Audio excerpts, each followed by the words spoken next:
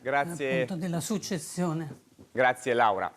E domani è la giornata mondiale della terra, riuso e sostenibilità. Il rispetto per il pianeta passa anche attraverso sostenibilità, appunto, riuso, trasporto green e cibo a chilometro zero, come ci racconta Giuseppe Rizzo. Cerca un negozio di abbigliamento di seconda mano.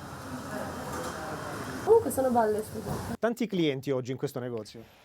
Eh beh sì, perché comunque l'attenzione è cresciuta verso il mondo del vintage. È una questione di risparmio o anche un'attenzione per il riuso? Anche l'idea di rimpiegare le cose. I capi che non passano mai di moda sono in cima alle ricerche sul web in tema di riuso e sostenibilità, il 700% in più rispetto all'anno scorso. Ci sono molti giovani che ci tengono a queste cose e si impegnano perché comunque sentono questa tematica vicina, considerando il fatto che ci devono continuare a vivere nel pianeta. L'itinerario urbano della sostenibilità, tracciato tramite le ricerche su Google Maps, racconta che gli italiani si muovono spinti sempre più dal desiderio di risparmio, riciclo, ambiente, trasporto pulito. Un'altra ricerca di tendenza è quella delle stazioni di ricarica delle auto elettriche. Andiamo.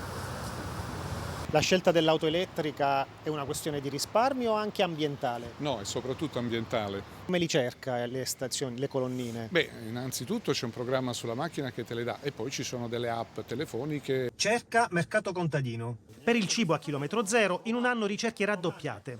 I clienti chiedono prodotti locali soprattutto? Sì, la maggior parte sì. Tendiamo più a fare queste piccole azioni che poi in grande scala magari porteranno ad un cambiamento. Il principe Alberto di Monaco in visita in Puglia. A Canosa è come tornare a casa, ha detto. È venuto in Italia da solo, senza moglie e figli. Seguiamo Alessandra Barone. 500 anni fa questo era il feudo dei Grimani.